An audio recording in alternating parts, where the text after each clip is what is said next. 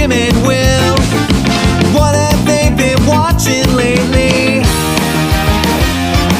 They're husky, hairy, huggable homos. Movie Bears Podcast. Hello all, and welcome to the Movie Bears Podcast. I'm Brad Harris, and each week I'm joined by some of my favorite husky, hairy, huggable homos to review films either current or classic. And this week we're doing a current film. We're going to be reviewing the new Candyman reboot? Question mark? Sequel? Question mark? Requel? C-boot? Question mark? I don't know. We're going to talk about it. We'll figure it out. But let me introduce you to my wonderful co-host before we jump into that quagmire of definition. Jim Pugliafico is with us on this show. How's it going, sweetheart? It's going good. Thank you, wonderful host, Brad and Babe. Thank you.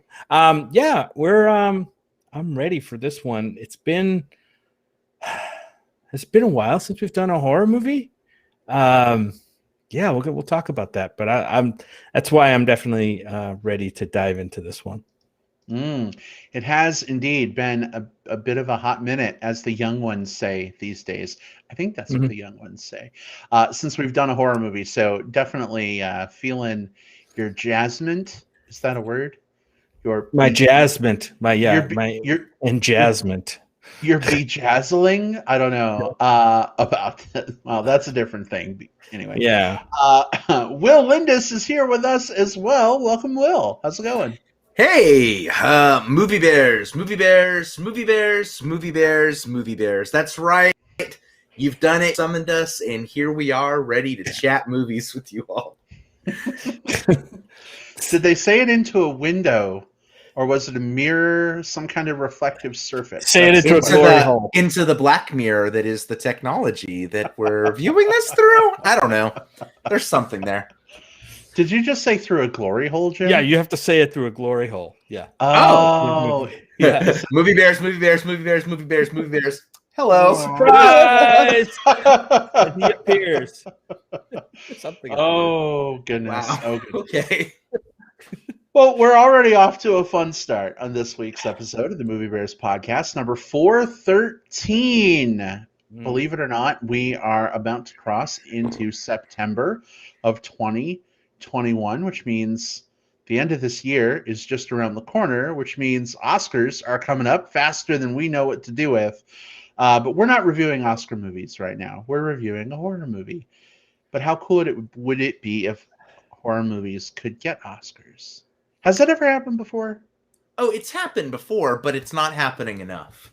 Yeah. I think we've seen in the past few years a lot of performances that we have thought should have been nominated. Lupita Nyong'o in Us, Toni Collette in Hereditary. They just get looked over come award season time. So maybe not this time. We can talk about if it's worthy or not. But there's always the hope.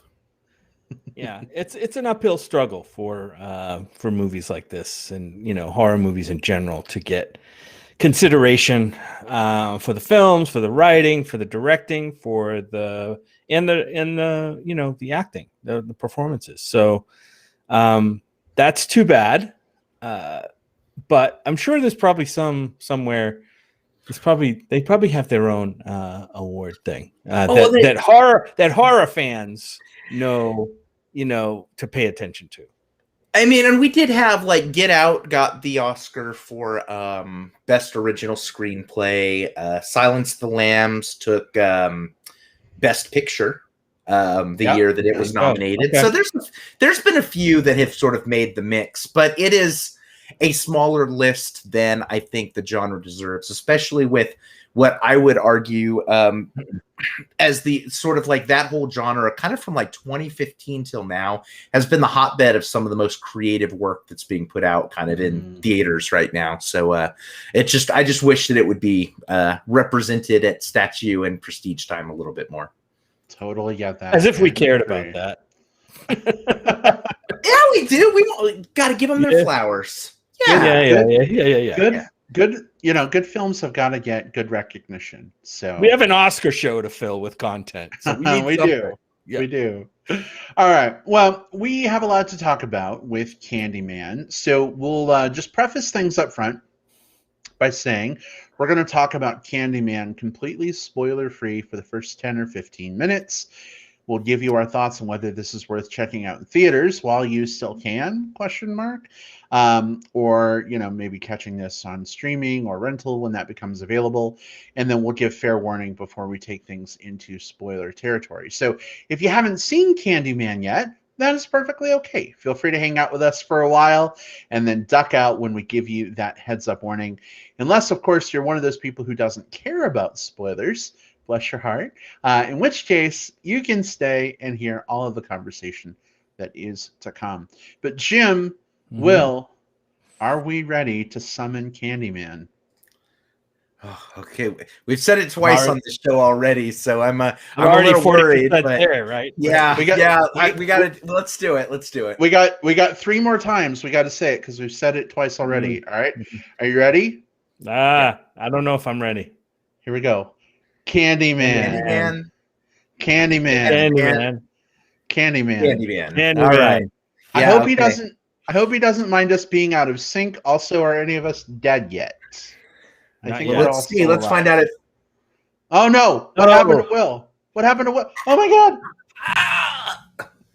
What's that hook in your side of your head? I got hooked. It's an earring, Jim. How dare you? How dare you? All right, here we go. Our discussion of Candyman. All right, Jim, if you don't mind, set this film up for us. What is it? What is it about? And what are your thoughts? Is this worth checking out in theaters, or Sure. maybe waiting for streaming and rental? Yeah, absolutely. I'm honored to be introducing this film. As you said, I'll clear this up. This is a sequel to the horror film Candyman from 1992 that I had not seen up until this week, and we'll talk about that a little bit more. But yes, this is a sequel, and it returns to the now gentrified Chicago, previously affordable housing neighborhood where the legend began.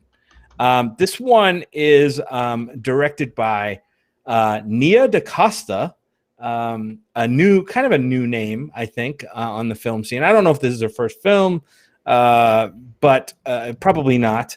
But certainly maybe one that's probably going to get some notice for her, which is good. And we'll talk about the direction of this film later.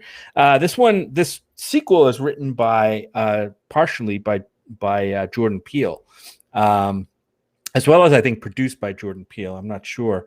The original film being written by Clive Barker, based on a short story by Clive Barker. Back in, I don't know when the short story came out, but that movie was, again, 1992. This one stars, and I'm going to help me with names here, guys, if you know. It's Yahya Abdul-Mateen II in the lead role here. Teyona Paris, Nathan Stewart Jarrett, Coleman Domingo. Vanessa Williams is in this. Miriam Moss. Kind of a fresh-faced, I would say, cast here. And we'll talk about the performances too, because I definitely want to get into some of that. A little bit about the storyline. Basically, in present day, many years after the last Cabrini Towers were torn, the last of the Cabrini Towers were torn down, Anthony and his partner move into a loft in the now gentrified Cabrini. A chance encounter with an old-timer exposes Anthony to the true story behind Candyman. Anxious to use these macabre details in his studio as fresh grist for paintings, he unknowingly opens a door to a complex past that unravels his own sanity and unleashes a terrifying wave of violence. So there you go, kind of a non-spoilery storyline, I hope. So my experience with this film is, like I said, I hadn't seen the original. We decided to watch the original before we went to the theater to see this film. And we did. And so that was a cool experience to see kind of the original, which I wasn't familiar with, and then this film back to back. I'm going to say right off the bat, I'm going to recommend this film. I think it's definitely worth seeing. Again, whether you're inclined to go out to a movie theater in these times and go to see it, or you need to wait for it to be available in the coming days on a streaming platform, then I would say definitely seek it out, especially if you're a fan or familiar with the first film, because I think this is, you don't always get to see a really strong sequel to a film. And I think this one is a really strong sequel in that I think it stays close enough to the original material and follows up the original material with a fresh story, but also is able to say something new, a little bit new, or at least emphasize some things new that maybe weren't emphasized in the first movie. So yes, I did really like this film. I would recommend this film, and looking forward to talking about it more with you guys. All right, awesome. Well, Jim, thank you so much for your initial thoughts on Candyman. Let's head on over to Will with the weather. With his report. With his thoughts on Candyman. Will, what did you think? Brad, it's gonna rain today. What? So, gosh, Candyman. It's so exciting to see this iteration of Candyman, because just like the 1992 film, this film feels so very fresh, so very vibrant, and so very much like a modern classic in the making. Back in 92, when the Bernard Rose adaptation of the Clive Barker story came out, it was interesting because a lot of the, kind of like the pulling it into the projects and sort of like telling the story of the result of violence perpetrated against Black people within the story of Candyman was sort of part of Bernard Rose's adaptation. And it was, I think it's very seminal, and I think it's very important for its time. But at the end of the day, it is also very much like a story written, directed, and created by a white person about a story that isn't necessarily of,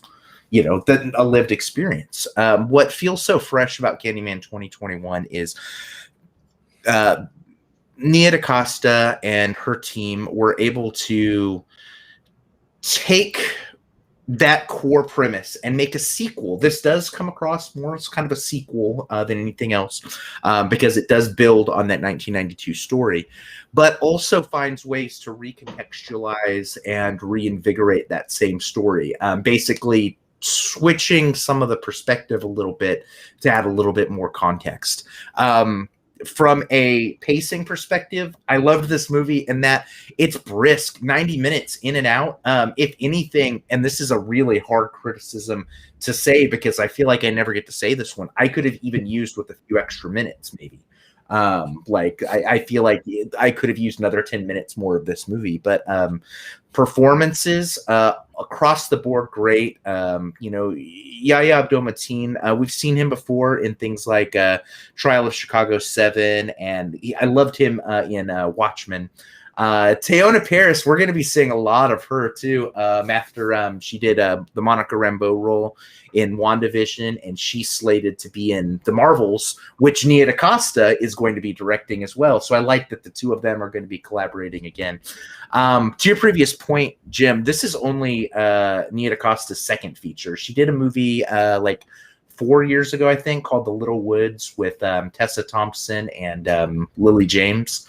That was definitely a good foot forward, but I think this movie here, Candyman 2021, there was this certain feeling that I got when I watched Get Out, when I watched Hereditary, when I watched The Witch, where each one of those films I felt like between Jordan Peele, Ari Aster, and Robert Eggers, I felt like, oh my gosh, I am witnessing the birth of the next generation of horror filmmaker right before my very eyes. And that's so cool to see in real time, as opposed to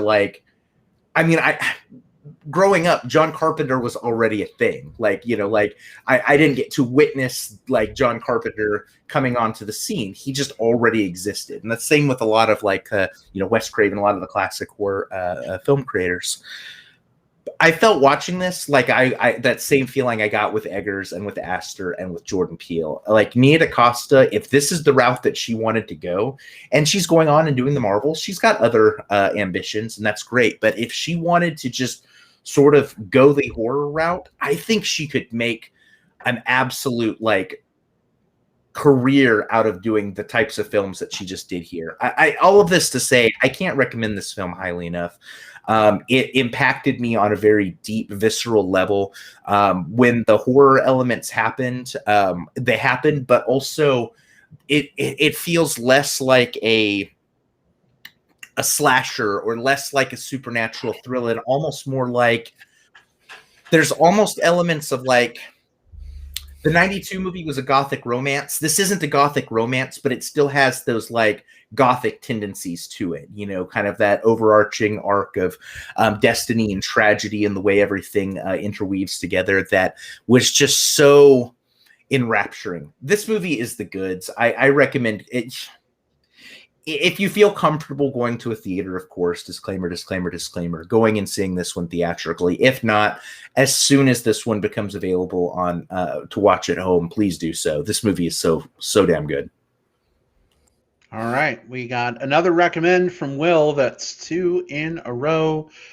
For me, I will just echo what you folks have said a little bit. I thought this movie was actually really good, and I got to be honest, I was a little worried going in because Candyman is kind of one of my beloved horror films from when I was younger, and I didn't quite know what this movie was supposed to be based off the trailers. Again, I try not to read about movies because I don't want to influence myself. So I don't know. Maybe they said up front that this was like a direct sequel to the original film. But I was pleasantly surprised by some of the elements that happened throughout the film that tie it to the first. And we'll certainly talk more about some of those, I think, when we get into spoiler territory. But I was really, really happy to see that. I think we got some fantastic acting throughout this film. Yahya Abdul-Mateen II completely sold this for me. He did an incredible job. And Teyana frickin' Paris, she was amazing as Brianna. I loved seeing them both lead this film. I definitely want to seek out more from Teyana. Can't wait to see, all the goodness that hopefully she's bringing our way, in addition to the Rambo role.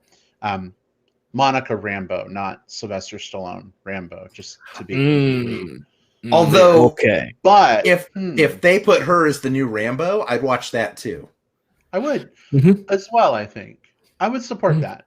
She could be Rambo, and she's going to go Rambo on the Candyman. Yeah. In the chat, we have a question from Patrick Hoover. Hey, Patrick. He says, is the second Candyman movie better than the first Candyman movie? Quick aside, by the way, this is a total recommend for me. But let's address that question. Will, did you see the second Candyman, the precursor? So wait a minute. I don't know which one he's talking about here, right? I would assume Candyman 2, but I mean, I don't know. So there have been 4, I think. The first one, then Farewell to the Flesh, I think. I forget what the name of the third one is that came out just a couple years after that one. And then this one here. I did not see the third one. I haven't seen Farewell to the Flesh since it first came out, so a lot of the details of it are super foggy. I do definitely think that all you need to really watch this one is the 92 film and then this one. You don't have to go tracking down every single movie. It almost feels a little bit like what they did with the new Halloween movie, which is sort of like a direct sequel to the first film. It feels a little bit like that, kind of go from one to the other. In terms of which I like better between the 92 and the 21 version, gosh, I wasn't expecting to have to say this coming into this because the most terrifying night I had as a kid from a horror movie was doing a sleepover. I had a friend over. We watched Candyman. So we would have been like 10. We had it on VHS, and my friend had to go home, and I was just absolutely like, at that point, like, my friend is like so fucking scared that he had to go home. It then made me really scared that night too. But the 2021 film, I think the references just hit a little bit harder in terms of what they're doing. So believe it or not, I think the 2021 movie is the stronger film, which is weird to say because the 92 one is a classic for a reason. Yeah, I was surprised how much I actually liked that 92 movie. And I'm like, wow, this is for 92. This is pretty good. This feels, this feels really solid, and I can see why it's so beloved by horror fans. And it was one that I actually hadn't seen. So it's interesting to hear the perspective of like Brad and you, Will, of your kind of your love for that first movie, and then going into this. But in my view, this movie it seems is better, I think, but not by a ton. I mean, it's not by a ton. I think, like I said, I think I really did like that first movie, and what I liked a lot about this movie is it kind of filled in some gaps for me in my questions I had about the first movie, simple stuff that either I missed or wasn't fully fleshed out in that first movie. This movie filled in a little bit more of that, and we'll talk about some of that in spoilers too. So, yeah, I think this one, actually, this is the rare case where I think a sequel does improve upon the original. For me, I'll just say the original holds such a huge place in my heart. I'm just not able to say that the 2021 was the better film, but I recognize that there's a lot of nostalgia fueling that opinion, so I'll just admit I'm probably biased. I think that the 2021 movie does a lot of great things. I love it very much. It's just a close second to me compared to the original film. And I think a big part of that is the gothic romance. I really, really dug the Candyman, Helen Lyle interplay in that first movie, which I kind of feel like some of that was missing here. And obviously, with the Anthony character kind of finding out about Candyman, it's in the trailers. This is nothing spoilery. It's obviously a very different setup from the first film. So I think I like the original film setup a little bit better. But how fucking lucky are we to live in a world where we have two really amazing Candyman films? Not so much for Candyman Farewell to the Flesh and Candyman Day of the Dead. I don't even remember if Day of the Dead came out in theaters or if it was a direct to VHS DVD. I think the latter. I could be wrong, but I think the latter. I don't remember it going theatrical.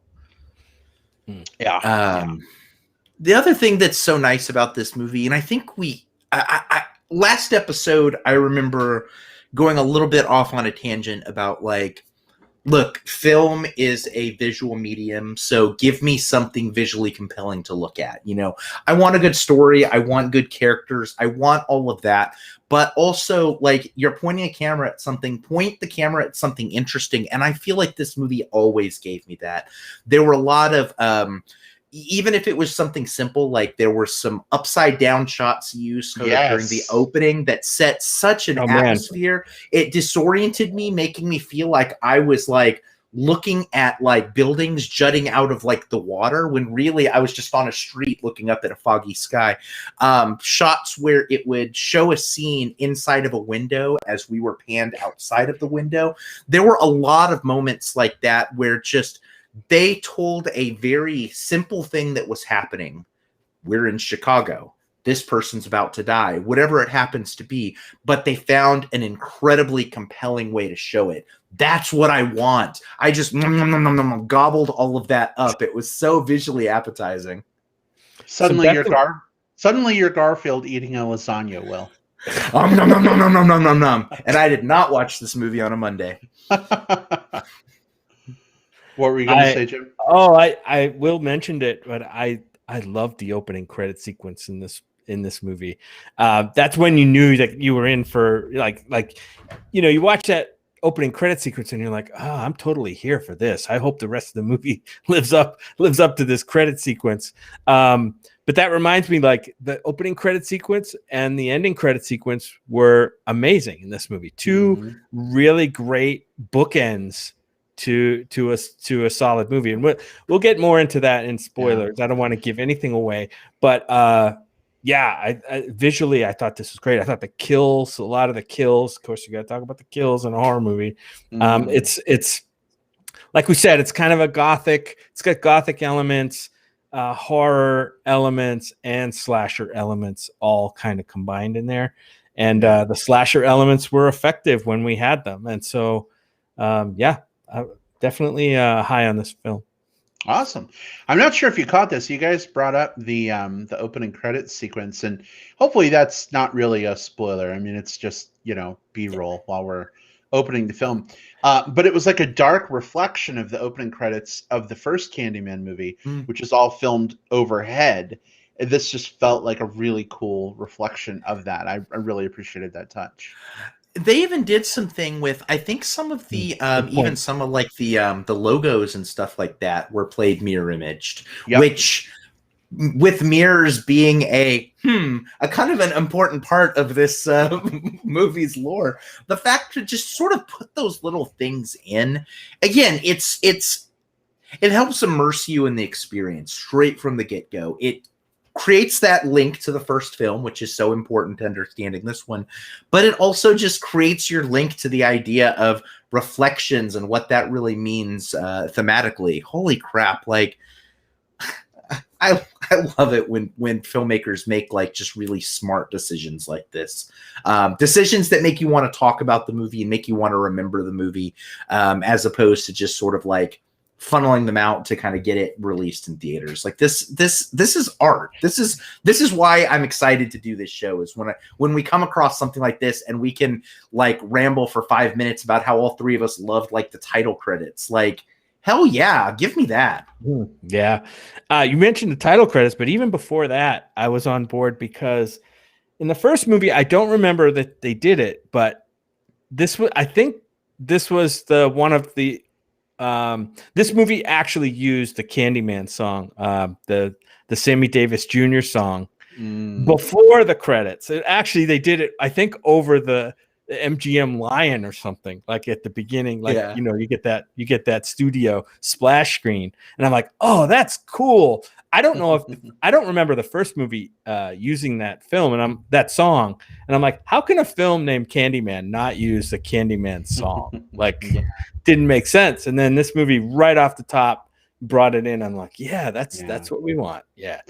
Well, I feel like we're on the hairy edge of spoiling things for some folks. So I think probably what we should do at this point is make that jump over to our spoiler section so that we can, lay back on the couch and just let it all out and enjoy the conversation without worrying. Jim, Will, are you on board with making that jump? By the way, the hairy edge would be an amazing Tumblr handle. Is Tumblr still a thing after they cut out porn? Or porn Twitter, Yeah, whatever. There you go. Whatever it is that you're doing, Awesome. All right. Well then, folks, we're going to go ahead and open up spoilers for Candyman. If you've not yet seen the film and you are listening live through the magic of digital tape delay on Apple Podcasts, Spotify, Stitcher, what have you, feel free to use the time index in the show notes to jump forward to plugs at the end. If you are watching live, you may want to step away for about half an hour or so and then come on back for plugs. And spoilers are officially fair game. If you continue to listen, you do so at your own peril. One of my favorite people on the planet, you guys, is in the live chat right now. David says the Braun logo in reverse, Norb, made me anxious. Oh my gosh. So great to see you, David. But what did you guys think?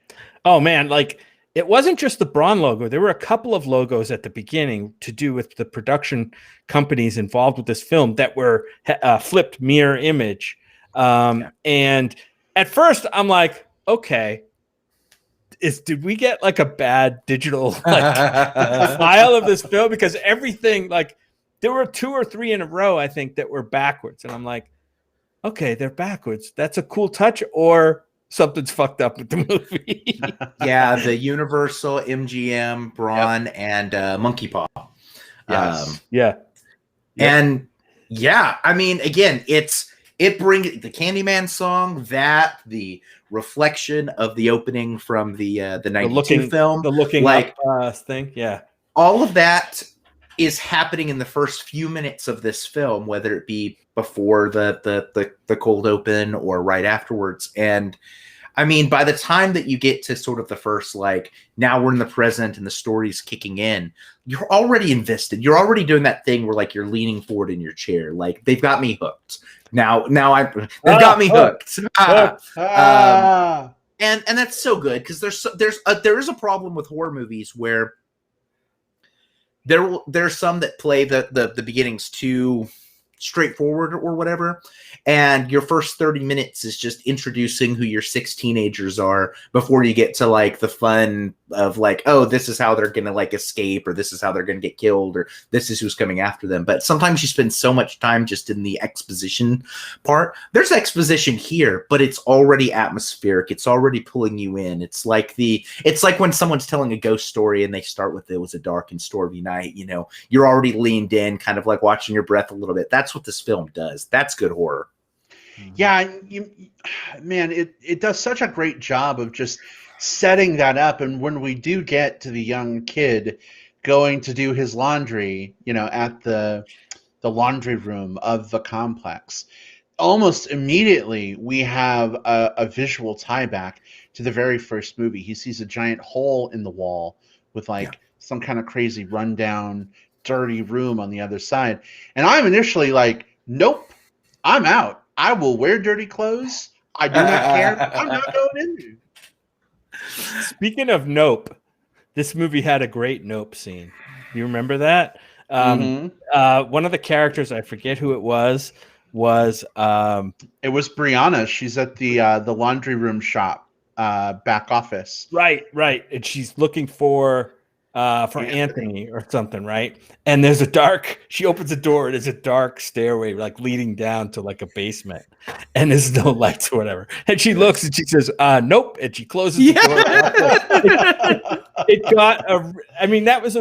This movie obviously is not a comedy at all, but that comedic beat, I think, was perfect to kind of break the tension in that, you know, and then add tension later. I thought it was a really nice touch.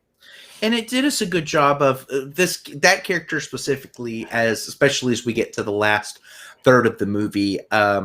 She has to start making more sort of on the fly decisions about how she's going to respond to the things that are happening around her and to her. And I think that giving her the scenes like that make us go, like, oh, she's got a good head on her shoulder, makes us get behind some of the decisions that she makes later on, because she does get put in a pretty tough situation. But Brad, going back to that opening sequence, the other thing that they did really well there, and of course, this is, even though that scene was set as sort of like a flashback, this is a movie that came out in 2021, made through the lens of 2021, and there was some additional tension being built in that opening sequence because you have the cops that are sitting outside, right? Mm-hmm. And they're watching, and you've got this threat of racial violence sort of looming over that scene, even before the boy in that opening sequence, walks by and drops his sock and all that. You're wondering, like, what's about to happen. You're on edge already, aside from, the hole in the wall and the creepy laundromat and all of that, which is scary, but you've got this other element too that you feel this character sort of sandwiched between. And not only was that good tension building, but it was earned tension building, because when we really look at one of the major themes of this movie, that kind of continual perpetration of racial violence, that cycle of that is sort of like the specter of this movie itself, right? We don't just summon Candyman by saying his name 5 times in front of the mirror. we summon him by keeping up this cycle of enacting violence upon people who don't deserve violence to be enacted upon them. I thought that was both clever and sad and incredibly poignant, which is why I think that gothic description fits so well with this description of like what type of horror movie this is. And I think that opening scene, I'm glad you mentioned it, Brad, because it was sort of disorienting to me, right? Because you have, I think it's intentionally trying to confuse the audience because it's flashing back to the, the hole in the wall. Didn't a piece of candy come flying out at one point to the kid? And then the guy, Sherman, I think his name is in the movie, right? Comes out and he's not the Candyman, right? He doesn't have the hook for a hand, but he has some kind of prosthetic on his arm. Is that right? Yes. And so now you're kind of a little off kilter. Like, what's going on here? Is maybe he the Candyman, but instead of a hook, it's weird. And then of course, then it shows the police coming in with a complete overreaction and violence. And I think Sherman at that point gets killed, right? He does in that scene. And that perpetrates the next Candyman, right? Exactly. Yes. It does. Yeah. And Jim, I wanted to go to you on this because I know seeing the first movie, the day before we saw the 2021 Candyman, you had a question going into the film about why is he called the Candyman? The story from the 1890s, about the original incident explained nothing about why he was called the Candyman. We just know the story of, later on. So, Jim, did this movie really answer that for you, or did it muddy the waters even more? It didn't directly. I think after the fact, you kind of set me straight. And it clicked in my head after the movie. I'm like, okay, the original movie talked about what happened in the original violence against the artist, the portrait artist, right? That was doing that. And it said they used honey, they dipped him in honey or something, and they put him in the beehive, or I forget what it was that caused his death. The problem in my head, and then there was one scene in the movie, the original movie, where they show some candy in one of the rooms, like a pile of candy. Yes. And that's it. I think that's the only other time we see candy. I'm like, so what makes him the candy? And in my head, I wasn't connecting the fact that honey and candy were like, right. I didn't make that connection. Maybe because I just don't see honey as candy. And I'm like, okay, they have this other candy, but that's not really a part of the character. It's just very weird. Well, and to be fair, I think the first movie sort of misses a step in explaining that. The second movie tries to solve for it. When they tell the story in the second movie, I watched a clip earlier just to confirm. When they're telling the story, they actually say that a little boy, when the guy gets covered in honey, takes a taste of the honey and is like, he's the Candyman. And that's where the name comes from. Yeah. And then, of course, we find out later on the guy is killed because razor blades in the candy, and it's just perpetuating. Yeah. But I almost wonder if a line of dialogue about that in the 2021 movie might have just solved that a little better. Maybe, but it could be just my thick-headedness was just not getting it at that time. Yeah. But yeah, it was that was one of the things that kind of threw me a little bit. I was also thrown by the Candyman that shows up in most of this movie as the Candyman is the Sherman character, right? It's come back, right? And I was getting him confused with the Tony Todd Candyman character a little bit. Because I wasn't putting the chronology together correctly in my head. And now that I've seen both movies and I'm at the end of both movies, I think it's a lot clearer to me. Yeah, I think the Sherman Candyman that we see, he's the latest in the cycle, right? So I think Candyman is going to start showing up going forward as Anthony Candyman, right? Although we did see Anthony sort of blur into Tony Todd, which was fucking amazing, by the way. Yes. Yeah, that was weird. Yeah. So great to hear that just goosebump inducing voice and see Tony Todd. But yeah, real quick, I want to just give a couple shout outs to some folks in the live chat. Bobby Miller. Hey, Bobby. Says, great review, guys. Thanks, Brad, Jim, and Will. Bobby, glad that you enjoy. Good to see you. And then Beth. We know Beth, Jim. Yep. Beth says, hi, friends. I haven't seen the movie yet, but I wanted to pop on and say hello per Brad's Facebook post instructions. Beth is a really good friend of mine. I met her in high school, guys. We've been friends for over 20 years. We're in a Star Trek writing group together. Hashtag nerd alert. But Beth, so good to see you, friend. Welcome.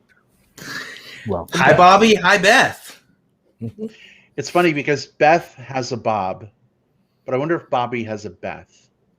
I don't know. Huh. Bobby, you'll have to let us know.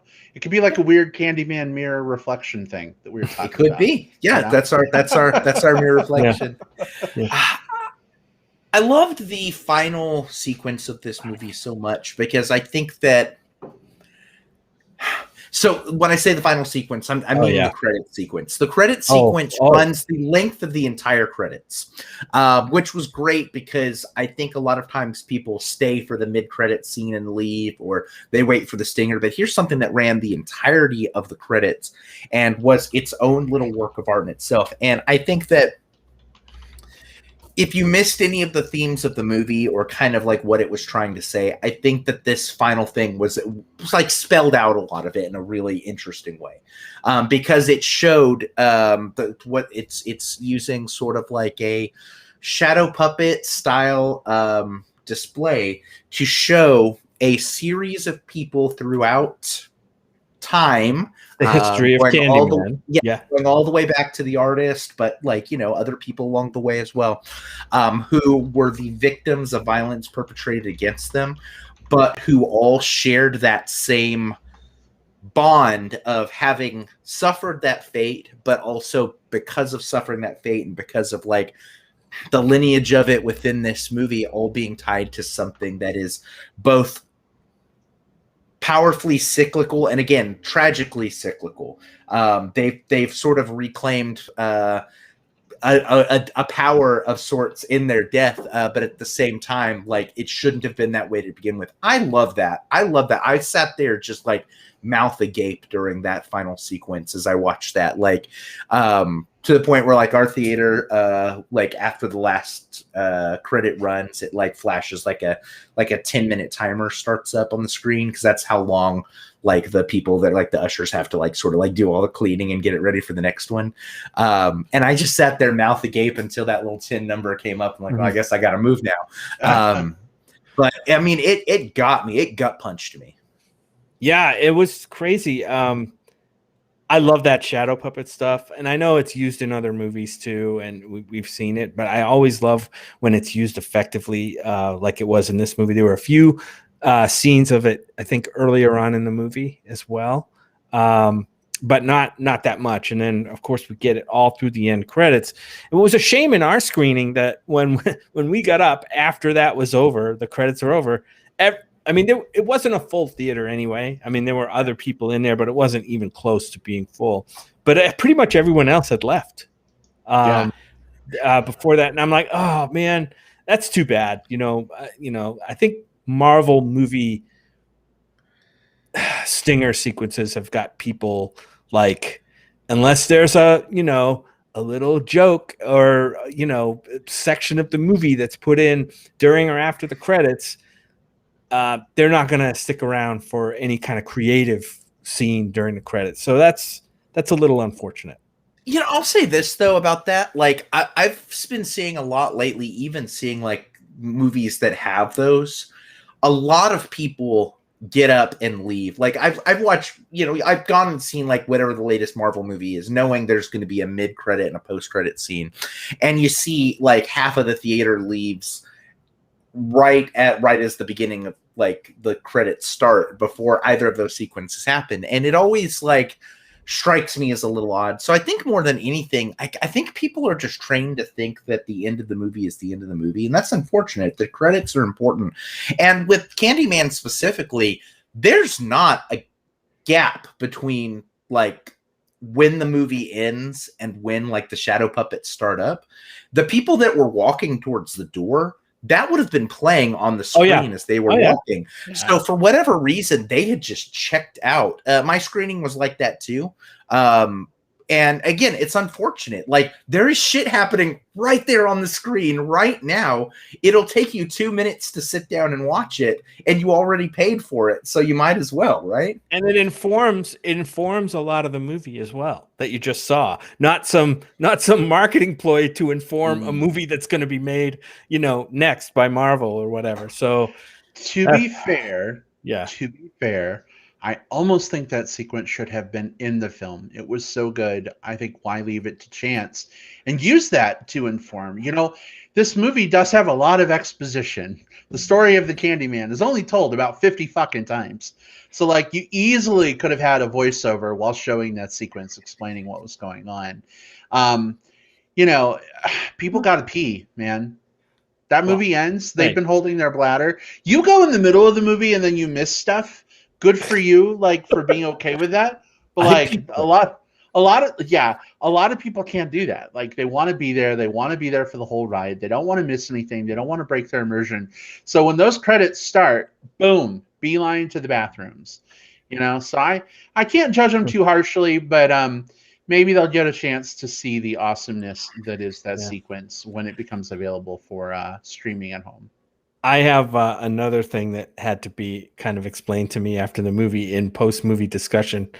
I wasn't aware that I thought that it had to be the same person that said Candyman 5 times into the mirror for the Candyman to appear, but that's not the case apparently, right? Because I had a question about that too. I don't think we've solved for that yet. Will, maybe I don't know, but I sort of took it as it has to be part of the same session. In the same mirror. Like if Brad and I were saying it into the mirror as sort of a unit, like then we're a unit and either one of us would like, but if we're like if I'm just doing it into the mirror and I say it 4 times, then I walk out and then go about my life, and then Brad comes in like a day later and says it once, it's not like, oh, that's the timer. But I think that it's almost like it's a summoning. It's like a summoning spell, right? Yeah. And whether it be one person summoning by themselves or 2 people sort of doing it in tandem, it's part of that casting. It's part of that iteration. But the rules seem a little inconsistent about it, right? Like in one scene in the film, we have a group of like 5 or 6 girls trying to summon Candyman in the mirror. They get to 4 Candymans, and one of the girls nopes out and leaves, and then they finish, and Candyman shows up and kills them all. Because that girl said 4 of them, did Candyman go kill her too? I don't know. I think she noped out in time. Like, I think that girl is probably going to go to fucking jail because she was the last one who was in the bathroom with a bunch of her classmates who just got absolutely bodied. So, I mean, so I don't think that she's like, I don't think she got off scot-free, but like, yeah, I mean, that would be my guess. You don't know, like they kind of leave that stuff, but that would be my hunch. Like she noped out before like the summoning happened. Yeah, and that one at the end in the cop car, I think obviously was done that way because it was wanted to turn the tables on a cop that was obviously, a dirty player, right? He was a bad dude, and she was trying to turn the tables on him, which but he said the final Candyman, so he completed the summoning. But what about the cops outside of the car who had nothing to do with the summoning, who were still killed by Candyman? Yeah, I don't know. They didn't say anything. I did still love that thing, even though we can examine the rules, and again, that's why I have little confusion in my mind. But I love the way that final scene played out. It was, to me, it was the most terrifying scene in the whole movie because, you're not really seeing a lot of the action that's going on, right? You see the cop come out all bloodied, and he's disemboweled and dying. I think that was a lot of tension in that scene, and of course, you feel like you're trapped in the car with with the cop and was it Brianna? Is that her name? Brianna. Yeah. Brianna. You're trapped in the car and you're not sure what the fuck you're supposed to be doing, right? Should we be getting out of this car? Is he coming for us? Whatever. And then the representation of the Candyman in that scene I thought was pretty awesome. You really didn't see the way they did it with the bees, kind of the bees swarming around the face. That's the first time I think we had seen something like that, at least in the two films. And I thought it was super effective to show it that way. Well, one of the things I really liked about that scene is, in the stories from the first movie and this movie as well, Candyman has really been, built up as this like dark avenger, if you will. Like he's there to try and get revenge and get justice for like, bad things that have happened. In the first movie, the little kid Jake tells Helen, he's like, I have to be good or the Candyman is going to kill me. No, I'm not going to help you. Candyman's going to get me. Candyman has become this myth to like keep people in line.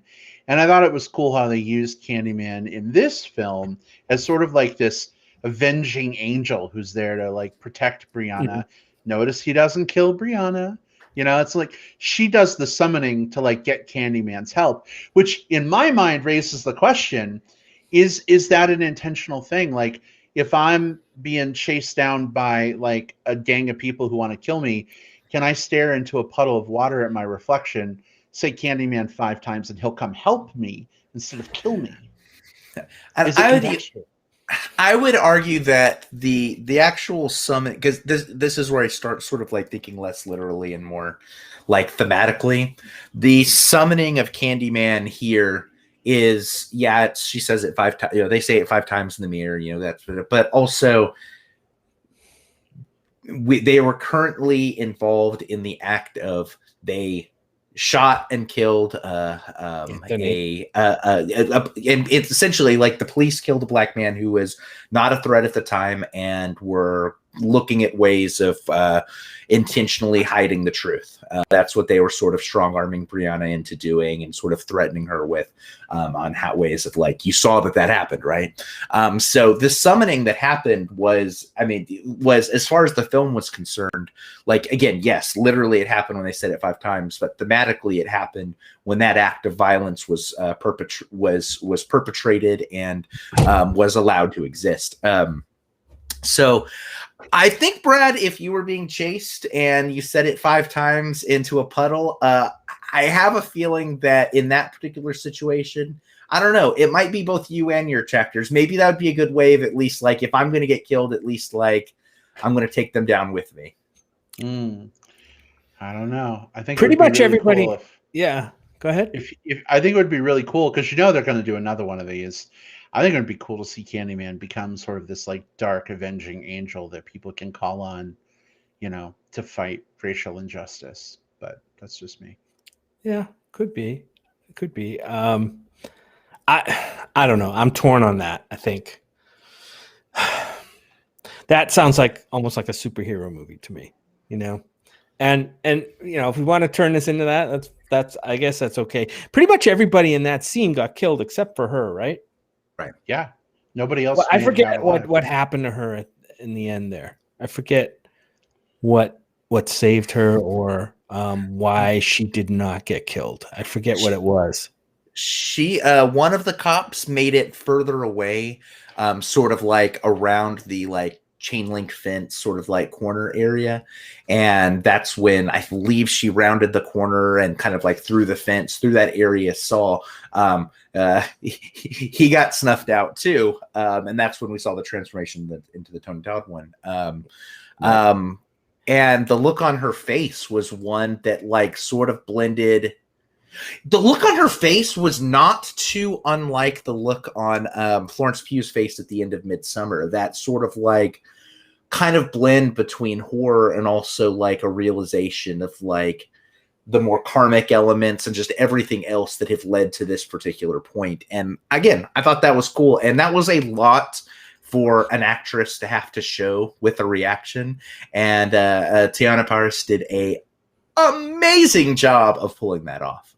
So, I mean, yeah, I'm here for that performance. I'm gonna have to check the IMDb credits at the end and see if they put the original Helen They did. in this movie. They did. Cassie Kramer, I saw it when they were running the credits. And that was actually something that I really loved that this movie did. I mentioned earlier, I wasn't really sure if this was meant to be a sequel or like a reboot that just brings elements of the original in. But when they mentioned Helen Lyle by name, and then Anthony checks out, like, I don't know what library has a dead woman's tape recorders and notes, but when he somehow checked those out of the library, and we were listening to Cassie Kramer's voice reprising Helen Lyle, I was just giddy like a little schoolgirl, which is weird to say in a horror movie. But it was really, really cool to have that linked. Was it Cassie Kramer or was it Virginia Madsen? I'm not sure. I see Cassie Kramer listed as Helen Lyle. Huh. Okay, because I remember seeing in the credits it had like Virginia Madsen as the. I don't know what's on the IMDb. I just remember in the theatrical it had like the voice of like. I'll be honest. I didn't know the actress's name, so maybe it's a misquote, like a misprint. Maybe. But I'm seeing Cassie Kramer listed as Helen Lyle. All right. Well, let me see if I can find a picture. Maybe they used a different actress's voice for Helen Lyle. I don't know. Maybe. But okay. What I appreciate is that they brought these elements back in, and we didn't have to see her. We didn't have to see Tony Todd show up in here. The fact that they were in this, and the fact that I don't know, just like the fact that they made sure that story that was so beloved to so many people still exists and still thrives and is still foundational to what this thing is. But also this thing that we just saw was allowed to also be its own thing, building off of that. Like, that's how you do a sequel. It's faithful, but it's also original and it's fresh, and it opens up a lot of doors. If they go somewhere with it from here, like if the Candyman 2, Candyman 3, Candyman 4, cool. If this is also sort of a one and done, I'm also okay with that, because this is one of those stories that I feel like captured so much of what it needed to tell so perfectly that it almost feels like handling something delicate. I would be so worried about another iteration damaging what was done so beautifully here. Now, again, they do another job just like this, I'm here for it. But at the same time, like, I'm just I get worried about sequelitis, because that's when you run a lot of risks the further you go into the lore. So I just did some research. I was looking into this, and I've solved the mystery. Google incorrectly lists Cassie Kramer as Helen Lyle. Cassie Kramer played the librarian who gives the materials over to the Anthony character. Virginia Madsen, who played Helen Lyle in the first movie, is listed as being in the film, but she's not credited with a specific role. So I did remember seeing a name in the credits as Helen Lyle. That's why I was like, yeah, she's credited. But Google, you did me wrong. You did me dirty. I'm not going to forget Google! So do you think they just lifted a snippet of her dialogue from the original movie and put it in this movie? Or do you think they actually had her read as Helen Lyle for this new movie? That's interesting. Well, I don't know for sure, but if it is old dialogue, we just watched that movie less than 24 hours before we saw the new one. I don't remember at least that full that full line being used. I could be wrong. I wasn't listening, with that level of intent. Right. But it sounded like new dialogue to me. That's cool. That's really cool. That makes the most sense. Yeah, I couldn't tell either, and it's been a little longer since I've seen the last one, so I was like, I don't know, maybe there was a tape recording scene where she said exactly that. Maybe they had that as like, films are always way longer. Like what they shoot is always way longer than what gets cut. So maybe that exists there, or maybe they just called her in. I didn't look that up. I don't know, but Yeah. I'm now super interested in finding that out after we get done. Maybe if it's not available online somewhere right now, maybe when it comes out on streaming and there's like special features, maybe something will talk about it. But Ooh, 100% the Amazon X-Ray will have that, or yep, yeah. definitely. Real quick question before we, I know we got to probably jump off to plugs.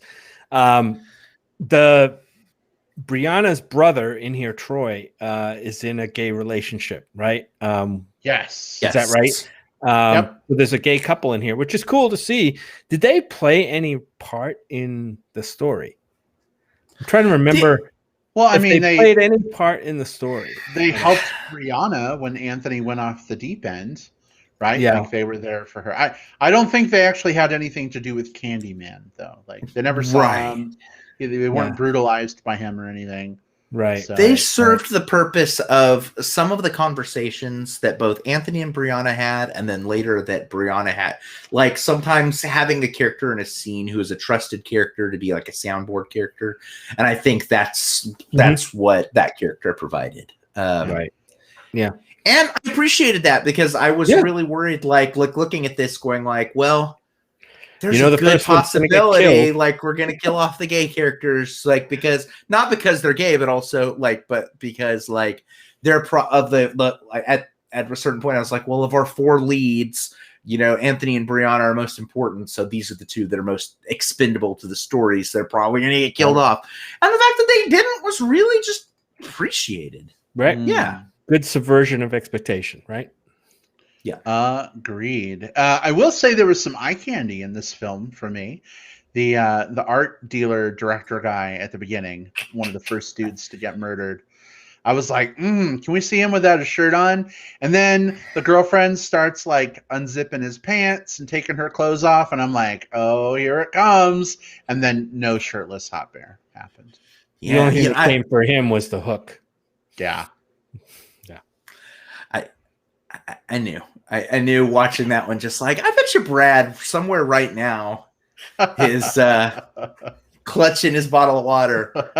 Really? A little bit of thirst on that one. No, definitely. I feel you. I feel you. Mm-hmm. All righty, folks. Well, Jim, Will, I think we could probably get a lot more discussion out of Candyman, but we do have some plugs that we want to share before we wrap up for the week. Are you 2 fellas ready to shift on over to our plug section? I think so. Yeah. Yeah, let's do it. Excellent. So if you are new to the Movie Bears podcast, or it's just been a hot minute since we've done plugs, which it has been, this is the part of the show where we put some things on your radar we think are worth your time to check out. Will, what have you got this week? So we may have briefly mentioned this one when we did our Sundance coverage, but I don't remember if we talked about it or not. But one of the movies that I enjoyed from that run is actually coming out this coming weekend, both theatrically and on VOD. So, and I didn't look up which VOD it's going to be on. Probably like, your Apple TV, your Amazon Prime, your rental platforms, or rather the premium rental usually. But it's a movie called Wild Indian. This is a movie starring Michael Grey Eyes, who is an absolute national treasure, I would say, or I guess Canadian national treasure. And it's he is a man who, in his youth, was part of this. He and his close friend, I believe, are part of this violent thing that happens. And as they become adults, the way that sits on them has sort of haunted them in very, very different ways. This is a very, very dark movie. This is not a horror movie. It's a drama with some minor, maybe thriller elements, ? But I love seeing movies with Indigenous representation. I love seeing films where we get stories like this being told. It's not a perfect film.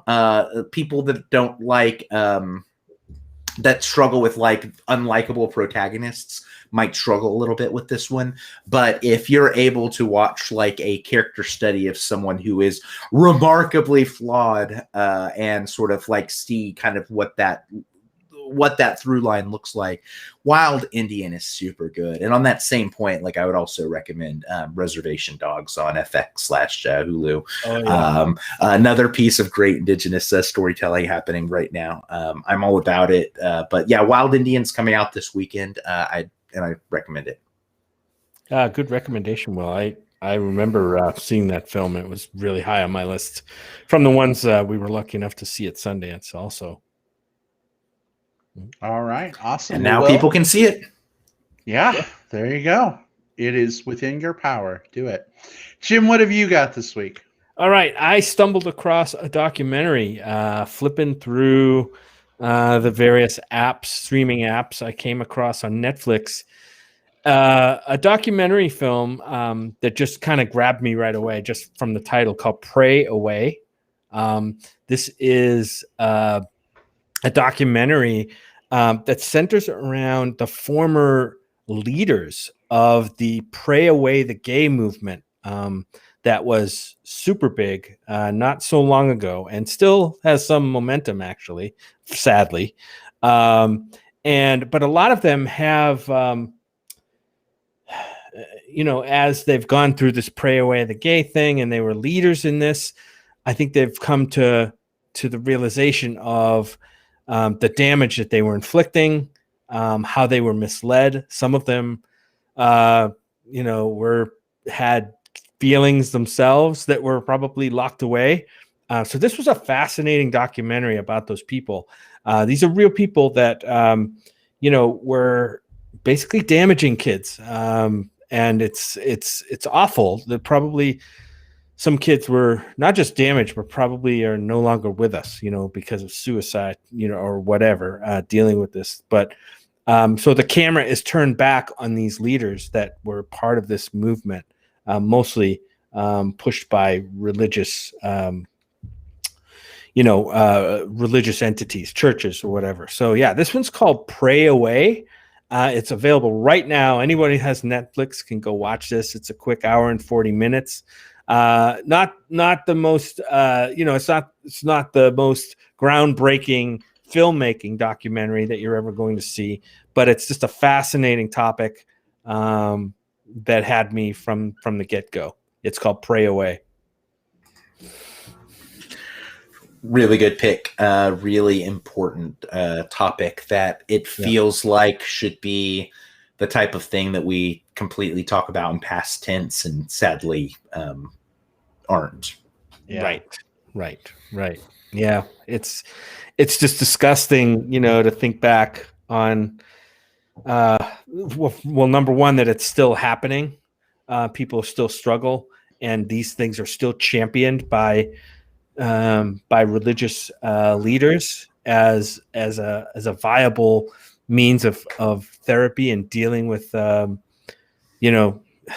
what they perceive as an issue, and they make it a bigger issue by the way they're dealing with it. It's just really sad.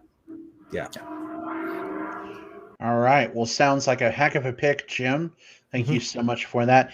My plug this week is not along Dark Night of the Soul related at all. In fact, I have a cat behind me who is wreaking havoc on my desk.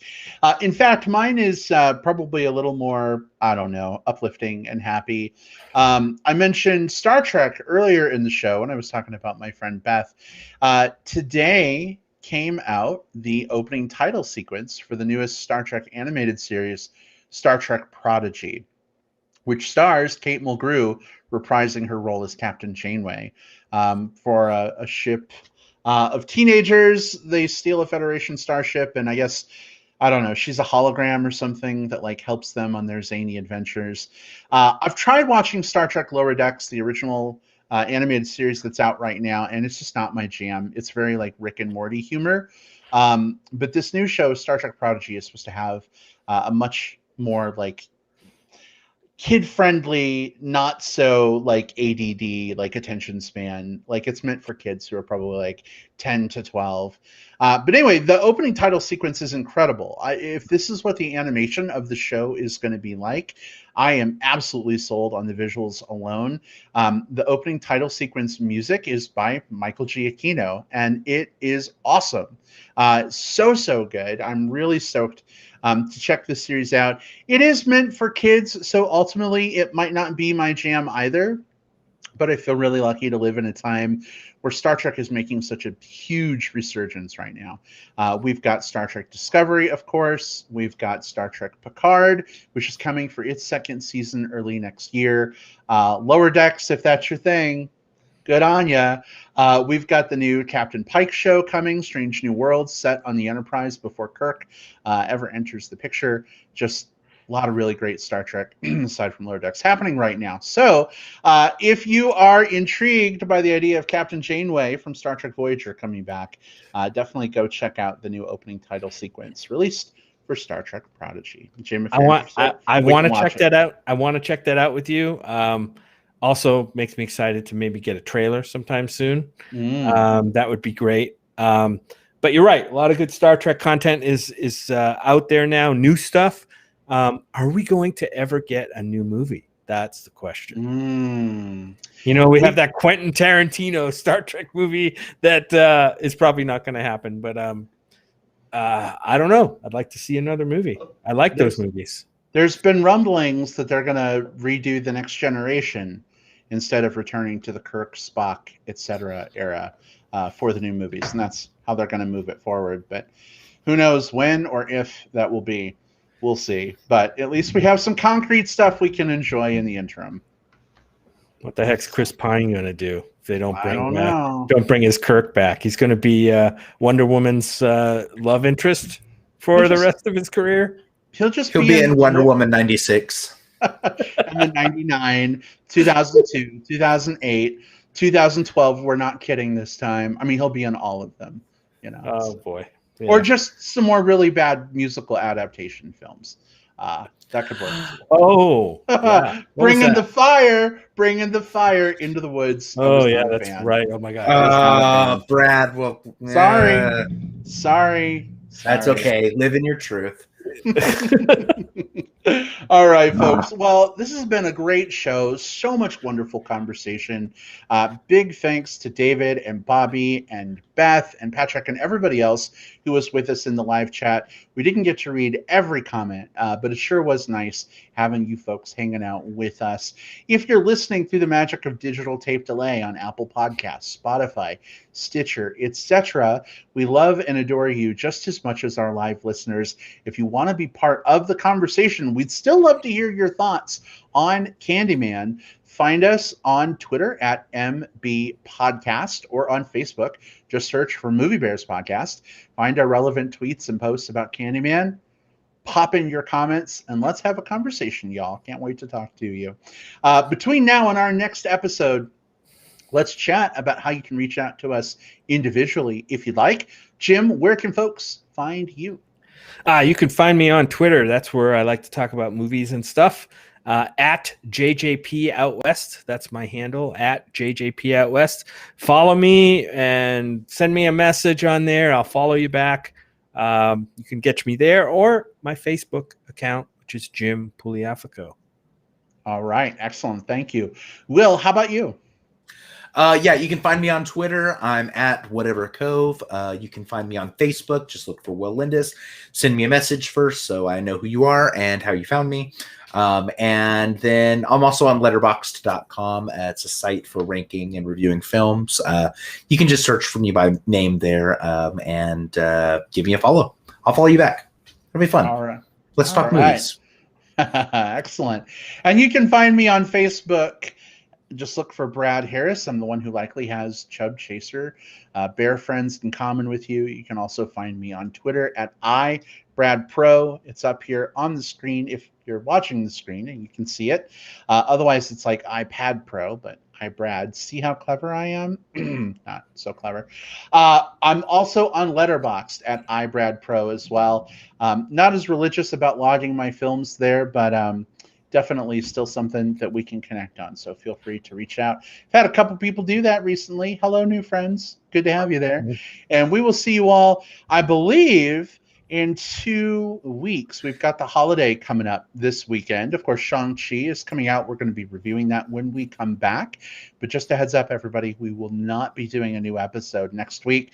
Feel free, though, if you are lonely for some MBP, to go into our back catalog. We have 413 episodes at an hour and a half per episode. I have no idea how many weeks, months, years that adds up to be, but there's a lot of content there for you to come back and enjoy if you're looking for something to do. Thanks for being with us. Yeah. Or if you can, go, watch Shang-Chi, and you got 2 weeks to watch it, and come join us in 2 weeks.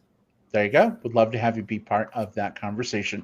Have a great one, everybody. Enjoy the holiday if you're here in the United States. Happy Labor Day. And we will see you all next time. Goodbye, everybody. Take care. Bye.